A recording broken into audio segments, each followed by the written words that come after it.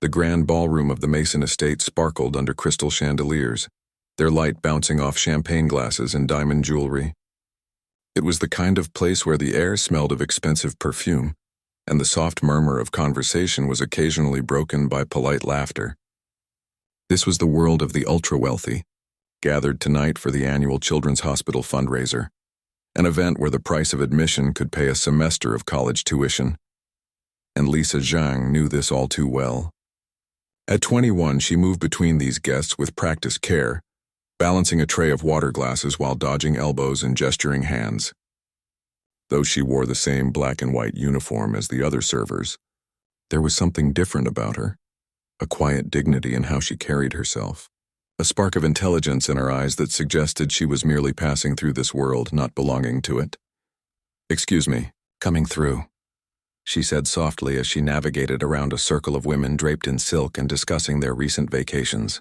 The $15 per hour she earned tonight would go straight into her textbook fund.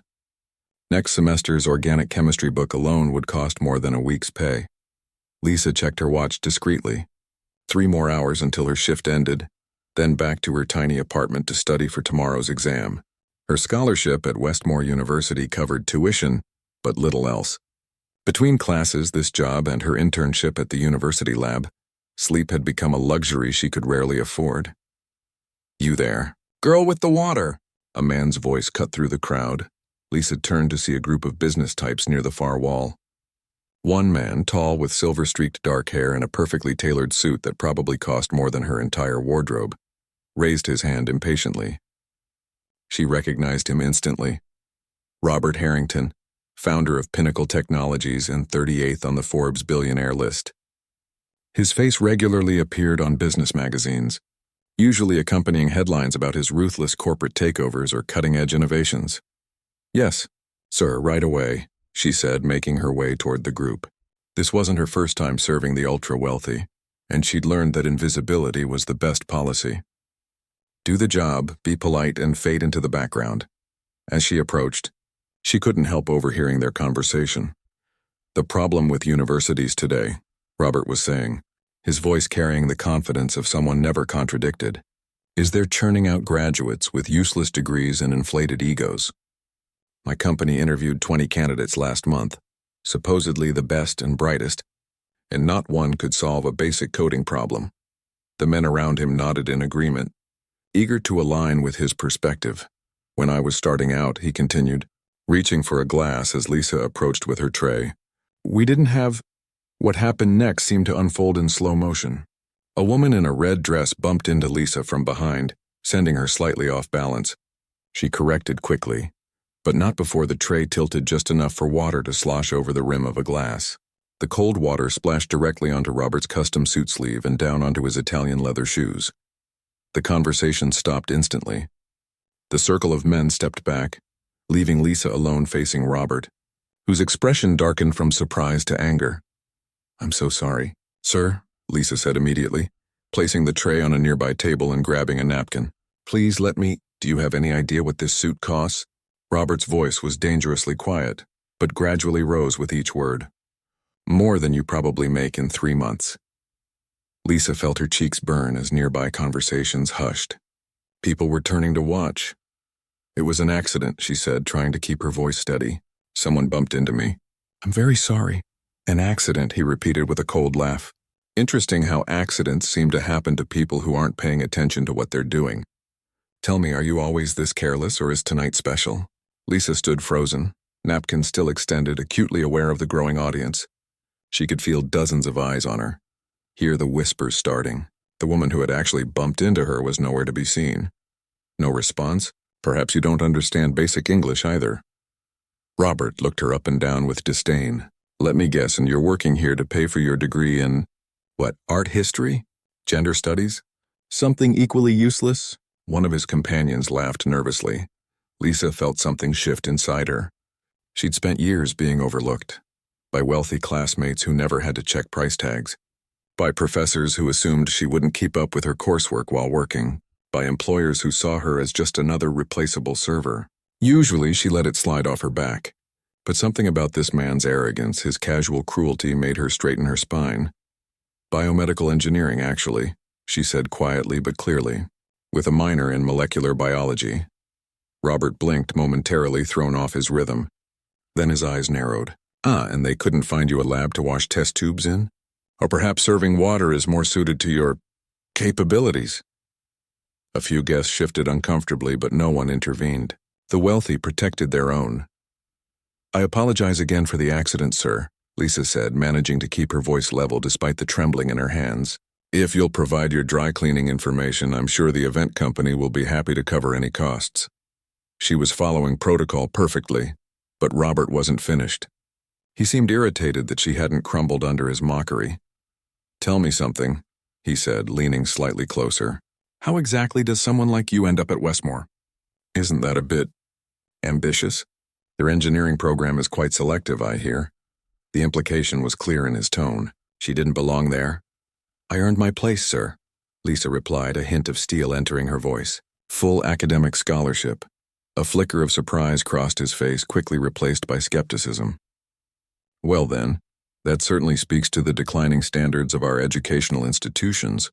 In my day, scholarships went to people who could at least carry water without spilling it. A few gasps came from the crowd. Even for this crowd, he was going too far. But Robert Harrington was not a man accustomed to being challenged, especially not by service staff at a charity event. Lisa felt her throat tighten.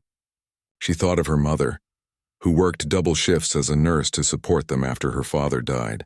Of the nights she'd studied under a desk lamp until her eyes burned because their apartment was too small for a proper desk. Of the scholarship letter that had made her mother cry with joy. Your dry cleaning bill, sir, she said with quiet dignity, placing a napkin beside his now empty glass. Again, I apologize for the inconvenience. She turned to leave, determined to make it to the staff bathroom before the tears threatening at the corners of her eyes could fall. Wait. His voice stopped her. What's your name? She hesitated, then turned back. Lisa Zhang. Well, Lisa Zhang, he said her name like he was committing it to memory. I suggest you be more careful in the future. Not everyone will be as understanding as I am. A chill ran through her at his words, at the implied threat beneath them, but she simply nodded once and walked away, back straight, head high despite feeling his eyes boring into her back. In the kitchen, her supervisor noticed her flushed face. Everything okay out there? Fine, Lisa said, blinking rapidly. Just a small spill. Nothing I couldn't handle. Well, they need someone to refresh drinks near the piano room.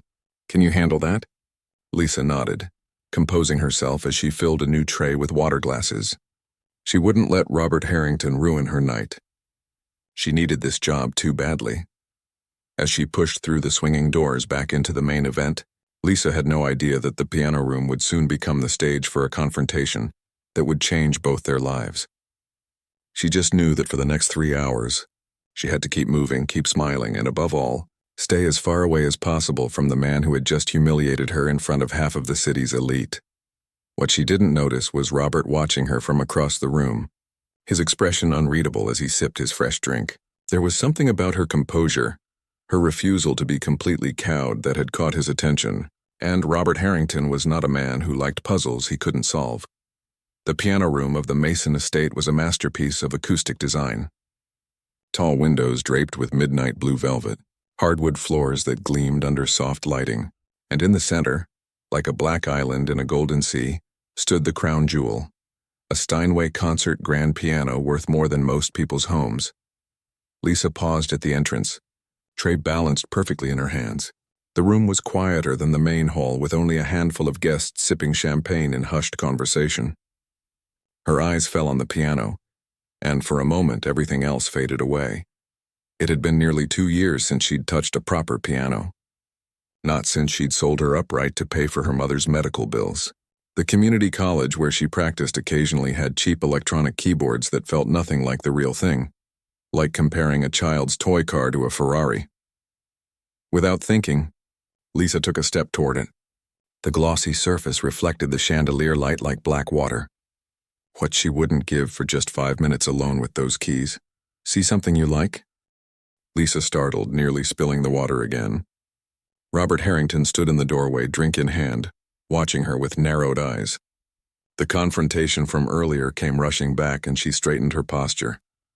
Just serving drinks, sir, she said, gesturing with her tray. Would you like water? Robert ignored the offer, stepping into the room. Two other men followed. One she recognized as Thomas Wells, the hospital board chairman, and another younger man with glasses who kept checking his phone. You were looking at the piano, Robert said. It wasn't a question. As if you'd seen the Mona Lisa, Lisa swallowed. It's beautiful.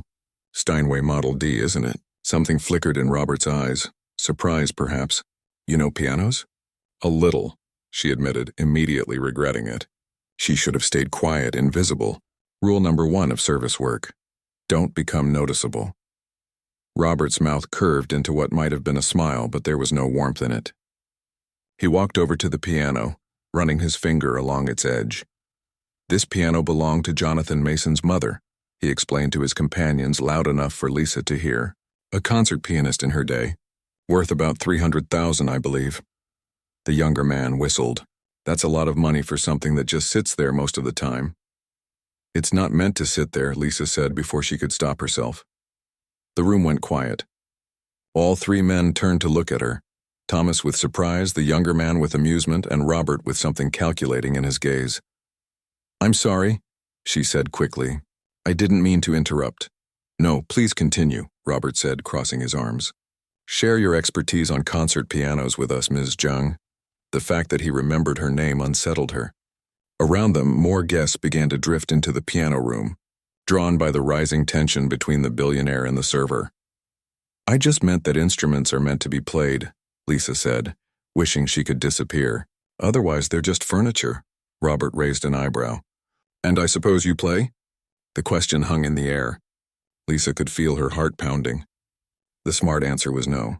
The safe answer was no, but something about the dismissive way he looked at her, as if he already knew she couldn't possibly have any real talent, made the truth slip out. I used to. Robert's eyes lit up, not with warmth but with the look of a predator spotting weakness. He glanced around, noticing the small crowd that had gathered watching their exchange. Well, isn't this interesting? He said, voice rising slightly to ensure everyone could hear. Our server appears to be a pianist. Why don't you play something for us? Lisa felt her stomach drop. I couldn't possibly. Oh, but I insist. Robert's tone made it clear this wasn't a request.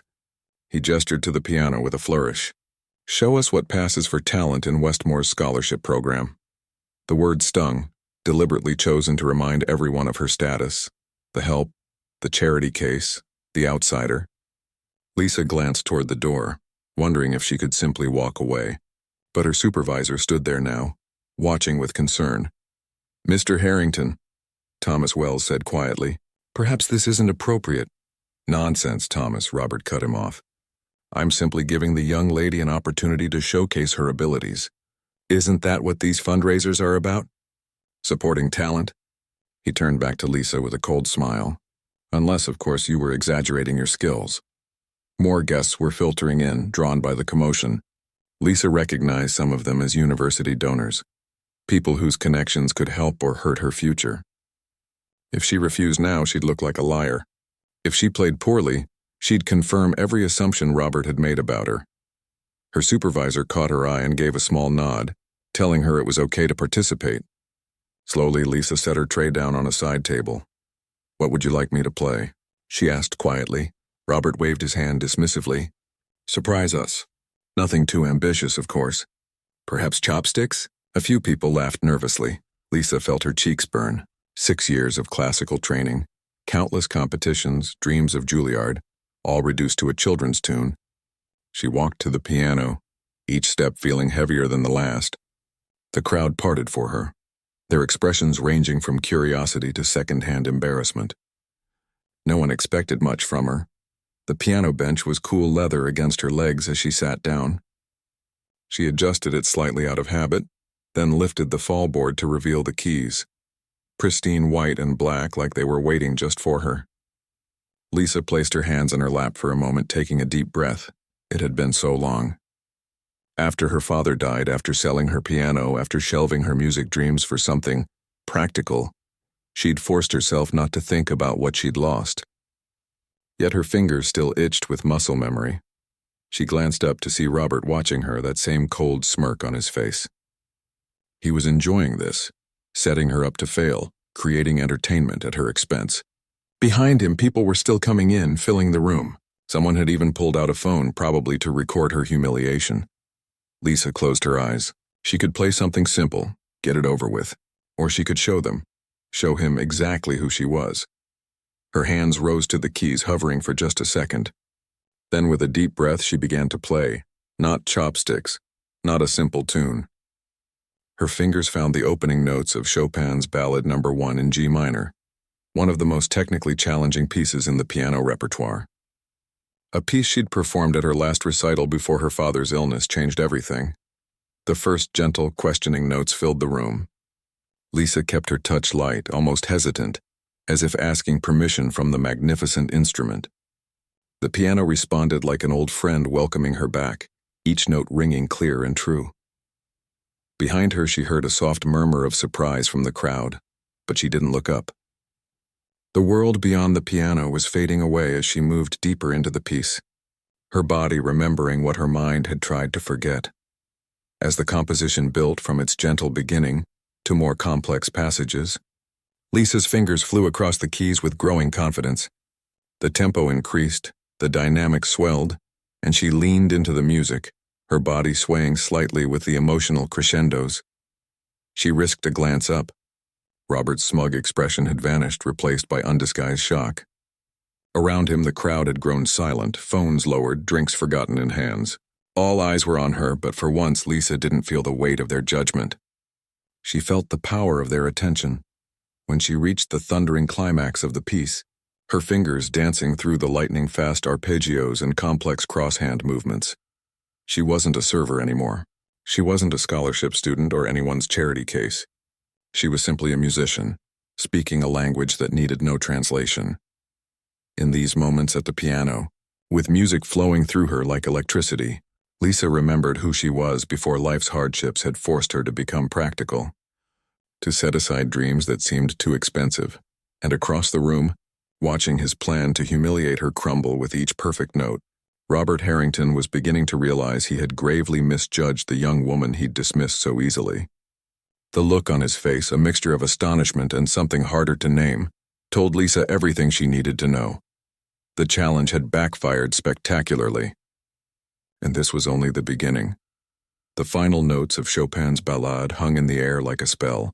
Lisa's hands rested on the keys, her breath coming quick and shallow. For a moment, no one moved. No one spoke. Then the room erupted. Applause broke out, not the polite, obligatory kind that wealthy patrons offered at charity events, but genuine, enthusiastic applause punctuated with gasps and exclamations. Lisa looked up, blinking as if waking from a dream. The faces around her were transformed with surprise and delight. "My God," someone whispered loudly enough to be heard. Where did she learn to play like that? Lisa stood carefully, smoothing her server's uniform with trembling hands. Her heart was racing, partly from the exertion of the piece, but mostly from the rush of playing again after so long. She'd almost forgotten how it felt, like flying, like speaking in her true voice. An older woman in a midnight blue gown approached her first. "Young lady, that was extraordinary. Simply extraordinary." "Thank you," Lisa said quietly, still trying to find her balance in this suddenly shifted reality. "Who trained you?" the woman asked. "You must have studied somewhere remarkable." Before Lisa could answer, more people pressed forward. "Do you perform professionally? Are you at Westmore on a music scholarship? Would you consider playing at my daughter's wedding?" The questions came fast, surrounding her like birds. Lisa glanced toward the door, wondering if she'd be fired for causing such a disruption. To her relief, her supervisor was smiling and giving her a thumbs up from the doorway. Across the room, Robert Harrington stood frozen, drink forgotten in his hand. His expression was unreadable, a complex mix of emotions washing across his face. For once, he seemed at a loss for words. Thomas Wells sidled up beside him. "Well, Robert," he said quietly, "I believe that's what they call a backfire." Robert didn't respond, his eyes never leaving Lisa as she was surrounded by admiring guests. A tall man with silver hair and a distinguished bearing made his way through the crowd. People stepped aside respectfully as he approached Lisa. "Ms. Zhang, isn't it?" he asked, extending his hand. "David Chen. I'm the director of the New York Symphony Orchestra." Lisa felt her breath catch as she shook his hand. David Chen was a legend in classical music circles, a composer and conductor whose work she had studied and admired for years. "It's an honor to meet you." "Mr. Chen," she said, "the honor is mine." His smile was warm and genuine. "That was a magnificent performance. Your interpretation of the middle section was unlike anything I've heard before. So much emotion, yet such technical precision." He reached into his pocket and produced a business card. "I'd very much like to speak with you about your future in music. Perhaps we could arrange a proper audition." Lisa stared at the card, unable to move. A proper audition? With David Chen. 3 years ago, this would have been her dream come true. I don't actually," she started, unsure how to explain. "She's not a musician." Robert's voice cut through the crowd as he finally approached. Everyone turned to look at him, the mood shifting instantly. "She's a server. And a student, apparently." David Chen raised an eyebrow. "Well, Mr. Harrington, whatever else she may be, she is most definitely a musician. One doesn't play like that without years of dedicated training." Lisa found her voice. "I used to play seriously," she explained, looking at David rather than Robert. "I studied at the Palmer Conservatory for 6 years, but I had to stop before applying to music schools." "Palmer?" David looked impressed. "Under Jun Nakamura." Lisa nodded, surprised he knew. "Yes, from ages 12 to 18. Jun is a dear friend. He only accepts the most promising students." David turned to address the room at large. "Ladies and gentlemen, we have been treated to a performance by what I suspect is one of the great undiscovered talents of her generation." The crowd murmured appreciatively. Lisa felt her cheeks flush, both with pride and discomfort at being the center of attention. "If you'll excuse me," she said, remembering her job. "I should get back to—" "Nonsense," Thomas Wells interrupted. "Consider yourself off duty for the remainder of the evening, Ms. Zhang. With pay, of course." He glanced at Robert with a small smile. "The least we can do after Mr. Harrington put you on the spot." Robert's jaw tightened. This was not how he had expected the evening to unfold. As the crowd began to disperse, many still discussing her performance, Lisa found herself face to face with Robert. He looked at her differently now, the condescension replaced with something like curiosity. "You're full of surprises, Ms. Zhang," he said finally. "Why is a pianist of your caliber studying biomedical engineering instead of music?"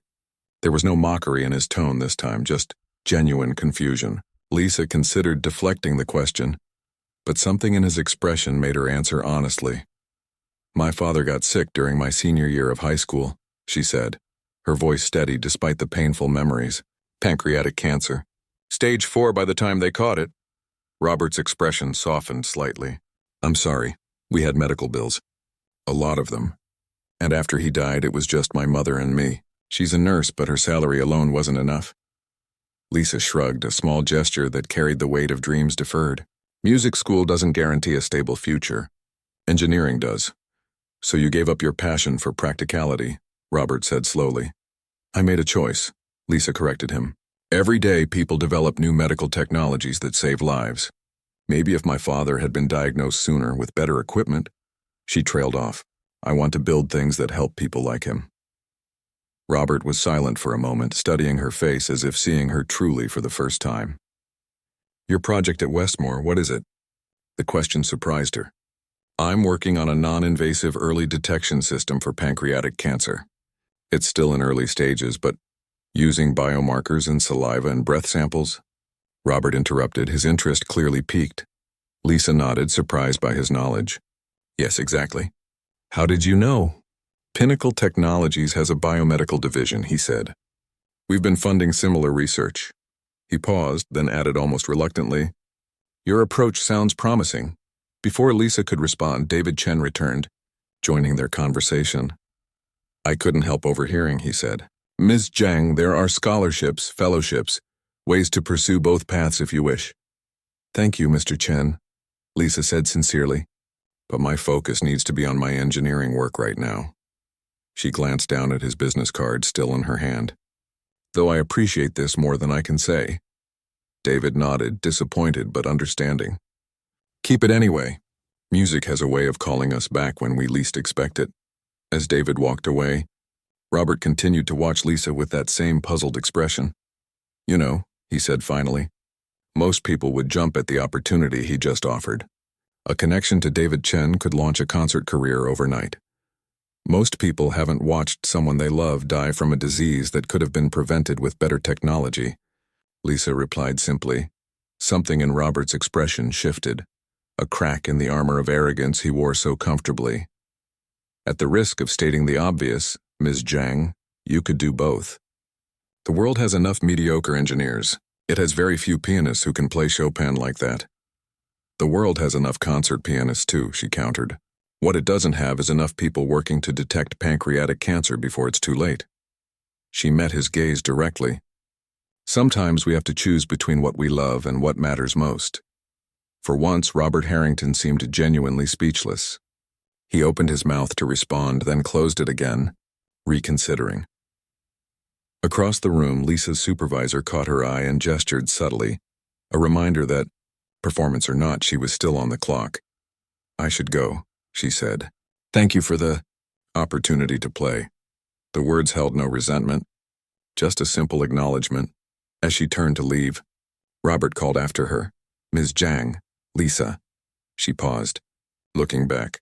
I believe I owe you an apology, he said, the words clearly unfamiliar on his tongue. My behavior earlier was just another day in the service industry, she finished for him with a small smile. But thank you. As she walked away, Lisa felt lighter somehow, not because of the applause or the recognition, but because for a few minutes she had reconnected with the part of herself she'd locked away. The piano had reminded her that even though she'd chosen a different path, music would always be a part of who she was. Behind her, Robert Harrington watched her go, his expression thoughtful. For the first time in years, someone had genuinely surprised him. And Robert Harrington did not like surprises except perhaps this once. The rest of the charity gala passed in a blur for Lisa. Word of her performance had spread throughout the Mason estate, and she found herself the subject of curious glances and whispered conversations wherever she went. Her fellow servers shot her questioning looks, some supportive, others envious. By the time her shift ended at midnight, she was exhausted from the emotional roller coaster of the evening. Some night, huh? Her supervisor said as she clocked out. Never seen anything like that in 15 years running these events. Lisa managed a tired smile. I'm sorry if I caused problems. Problems? Are you kidding? The donation total went up 30% after your performance. Mr. Wells was thrilled. He handed her an envelope. Speaking of which, he asked me to give you this. Inside was her regular pay plus a generous bonus and a handwritten note. Thank you for the unexpected highlight of our evening. You have remarkable talent. It was signed by Thomas Wells. Outside in the cool night air, Lisa waited for her bus, her mind replaying the evening's events. The humiliation of the water incident seemed like it had happened days ago, rather than hours. So much had changed since then. She fingered David Chen's business card in her pocket, tempted despite herself by the possibilities it represented. The sound of an approaching car interrupted her thoughts. A sleek black Mercedes pulled up to the curb, and the window rolled down to reveal Robert Harrington's driver. Ms. Zhang? The driver called. Mr. Harrington asked if you would like a ride home. Lisa hesitated, surprised by the offer. Through the tinted back window, she could just make out Robert's silhouette. The bus will be here soon, she said. The back door opened, and Robert leaned out. It's nearly 1 a.m, and you're standing alone at a bus stop. Please allow me to see you home safely. It's the least I can do after earlier. Something in his tone had changed. The arrogance was muted, replaced by what sounded almost like genuine concern. After a moment's consideration, Lisa nodded and got in. The interior of the car was immaculate, all soft leather and the faint scent of expensive cologne. Robert sat opposite her, his tie loosened, looking more human somehow outside the glittering ballroom. Where to? He asked. Lisa gave her address in the modest eastern part of the city. If Robert was surprised by the location, he didn't show it, simply relaying the information to his driver. As they pulled away from the curb, an awkward silence settled between them. What do you say to someone who tried to humiliate you, then witnessed your triumph all in the span of a few hours? Your playing was remarkable. Robert said finally. Truly world class. Thank you, Lisa replied, still wary of his intentions. How long did you study? Since I was 6. My father taught music theory at a community college. He couldn't afford fancy lessons, but he knew enough to start me off. Robert nodded, processing this information. And this Jun Nakamura that Chen mentioned? He heard me play at a local competition when I was 12. Offered to take me on as a scholarship student. Lisa smiled at the memory. My father was so proud. He'd drive me 40 minutes each way twice a week for lessons. You must have been exceptional even then. Lisa shrugged. I just loved it. The piano made sense to me in a way that nothing else did. And then your father got sick, Robert said quietly. Lisa looked out the window at the passing city lights. Yes. I did some research after you left, Robert admitted. About early detection systems for pancreatic cancer. She turned back to him, surprised. Your work at Westmore, he continued. It's with Dr. Helen Park's lab, isn't it? How did you know that? As I mentioned, Pinnacle Technologies has a biomedical division. We stay informed about promising research. He leaned forward slightly. Dr. Park's approach using nanoparticle sensors and breath analysis is cutting edge, and I understand you've contributed significantly to their recent breakthroughs. Lisa was startled by his knowledge. You researched me? I research things that interest me, Robert said simply. People who surprise me are rare these days, Ms. Zhang. The car turned onto a street lined with apartment buildings, older structures, clean but clearly from another era. Lisa's neighborhood was a far cry from the mansions they'd left behind. May I ask you something personal? Robert said as they neared her building. Lisa nodded cautiously. If money had not been an issue after your father's illness, would you have continued with music? The question caught her off guard. She'd asked herself the same thing countless times over the past few years. I don't know anymore, she answered honestly. At first, yes, definitely. But now, she thought of her lab work, the potential breakthroughs on the horizon. I've found meaning in what I do now. Different from music, but no less important. Robert seemed to consider this deeply. As the car stopped outside her apartment building, he made no move to end their conversation. Did you know, he said after a moment, that my mother died of pancreatic cancer when I was 16? Lisa hadn't known. The personal revelation from such a notoriously private man surprised her. I'm sorry, she said quietly. It was a long time ago, Robert replied, his voice carefully neutral. But I remember how quickly it happened. 8 weeks from diagnosis to funeral. That's how it often is, Lisa said. By the time symptoms appear, it's usually too late, he finished. Which is why your research matters so much. Their eyes met in the dim light of the car. For the first time, Lisa saw something genuine in Robert's expression, a vulnerability beneath the polished exterior. Dr. Park's funding application was rejected by Pinnacle's board 3 months ago, he said. Suddenly, Lisa felt a chill. The lab had been counting on that grant. Why are you telling me this?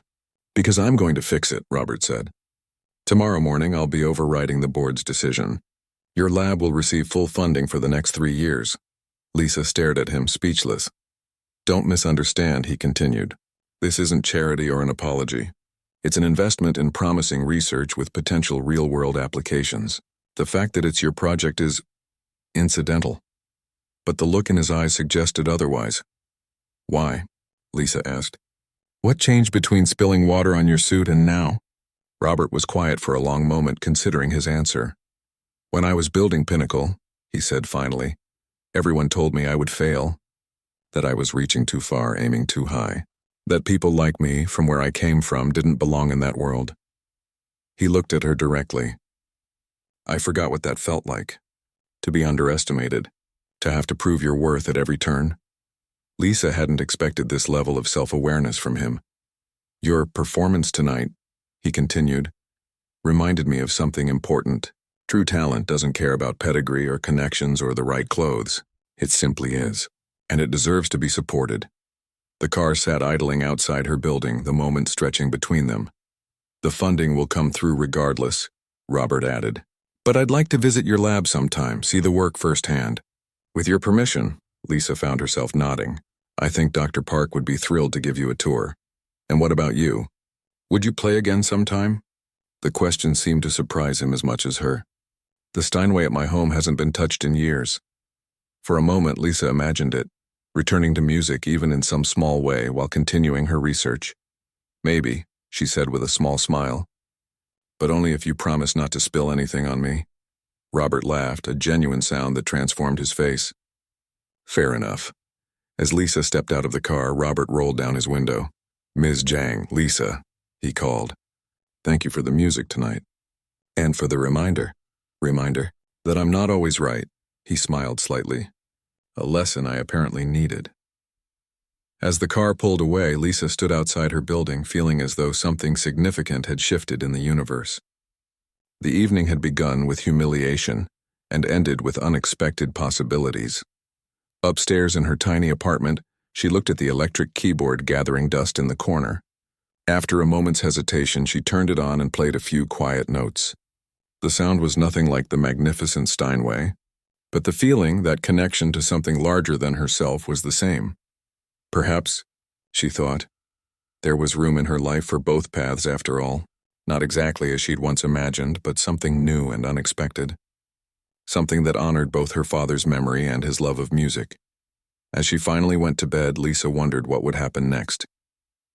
Whatever it was, she felt certain that life would never quite be the same after tonight. 6 months later, the research lab at Westmore University buzzed with activity. New equipment lined the walls, and twice as many researchers moved purposefully through the space.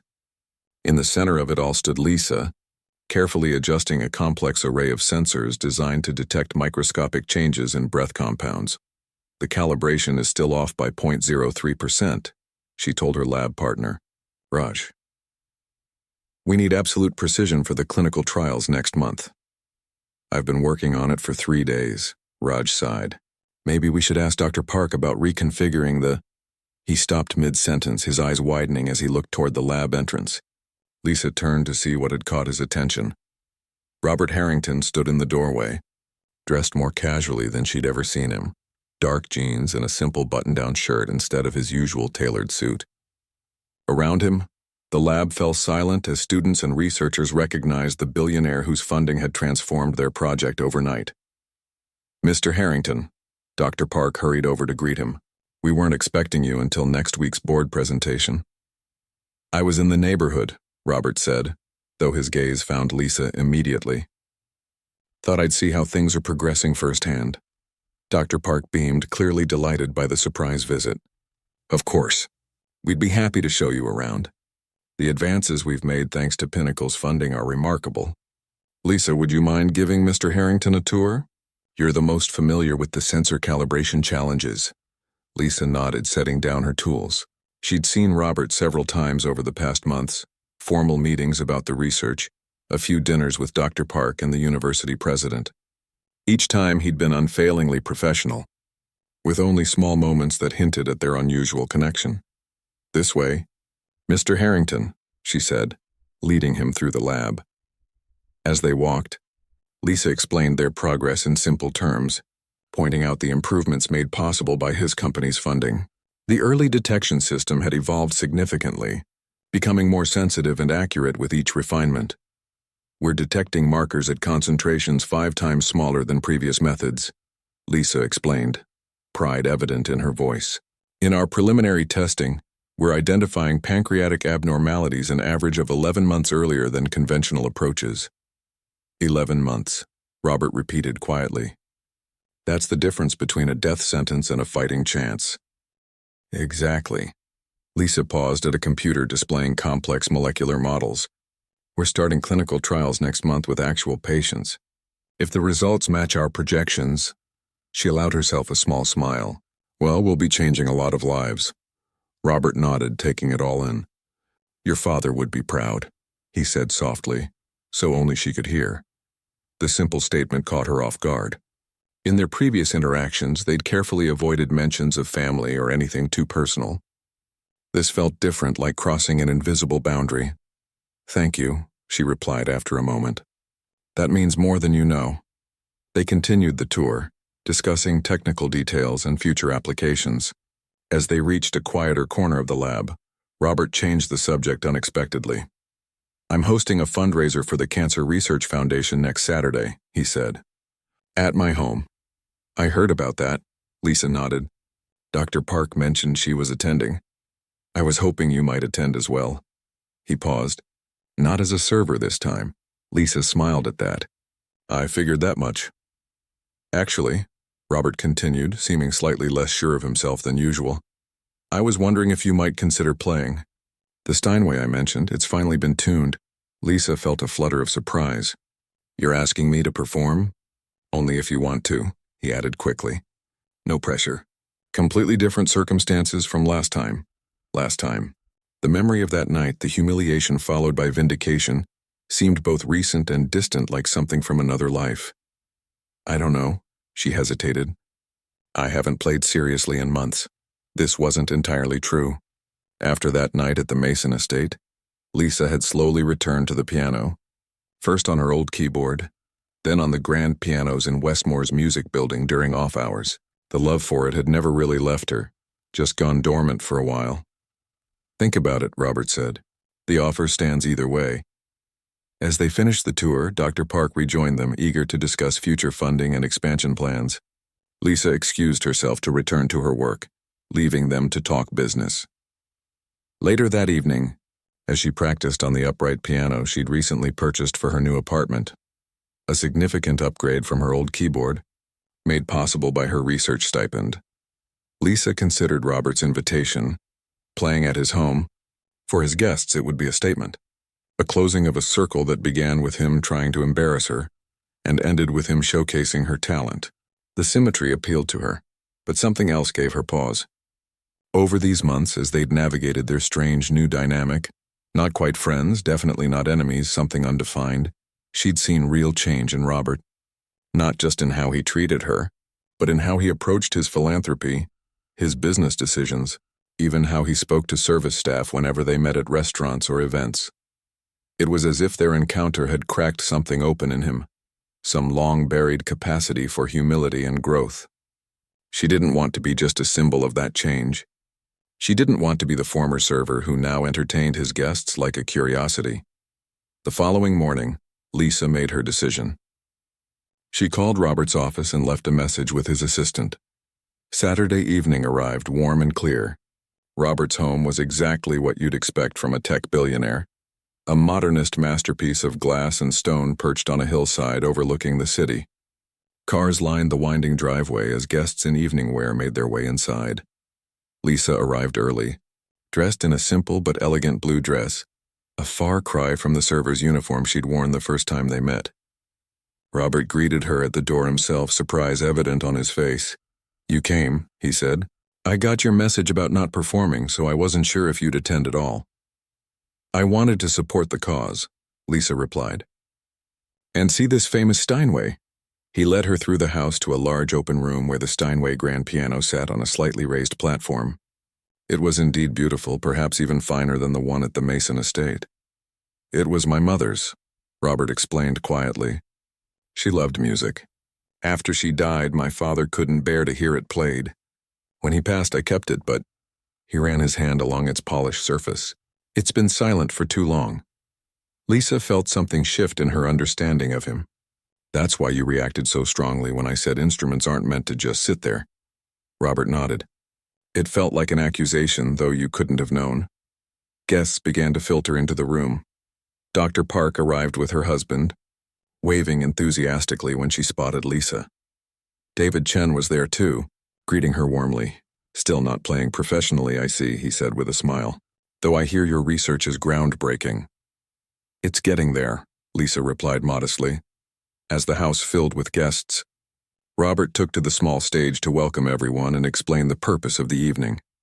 Raising funds for pancreatic cancer research and early detection programs. He spoke passionately about the importance of their work, then introduced Dr. Park, who gave a brief presentation on their lab's breakthroughs. When she finished, Robert returned to the microphone. Many of you have asked about the piano, he said. It belonged to my mother, who loved music more than anything. Tonight it will be played for the first time in many years. Lisa felt her heart skip. He hadn't mentioned another performer. Not by me, unfortunately, Robert continued with a self-deprecating smile. I never had the patience to learn.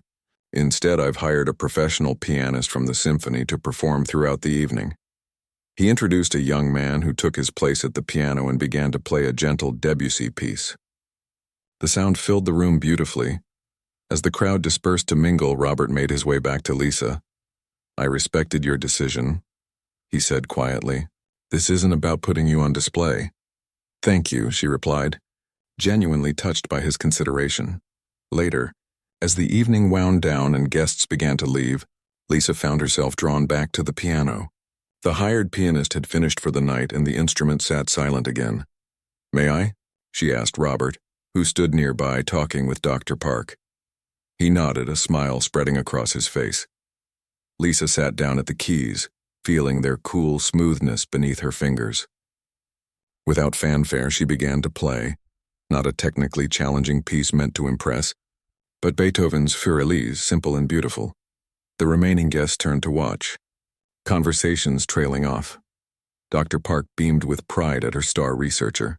When she finished, Robert approached the piano. My mother loved that piece, he said softly. Mine too, Lisa replied. They shared a look of understanding, two people whose paths had crossed by chance, whose initial animosity had transformed into something neither could have predicted. The fundraiser exceeded our goal 3 times over, Robert told her. Your research will be fully funded for the foreseeable future. And the piano? Lisa asked. Will it be silent again after tonight? Robert considered this. That depends, he said. Would you consider giving lessons? Lessons? I told you I never learned, he explained. Maybe it's time I did. In memory of my mother, Lisa smiled. I might be able to fit that into my schedule. Between revolutionizing cancer detection and my own practice time. I'll warn you, I'm probably a terrible student. And I'm a very demanding teacher, she countered. Around them, the last guests were leaving. The house would soon be quiet again. But the silence would be temporary now, filled with possibility, with music, with the promise of lives extended through their shared work. The piano that had begun as a tool for humiliation had become a bridge between two unlikely allies. And though neither knew exactly where their paths would lead, they had both been changed by that chance encounter 6 months ago, when a billionaire had compelled a girl to play piano to insult her, only to find himself humbled by her talent and transformed by her grace.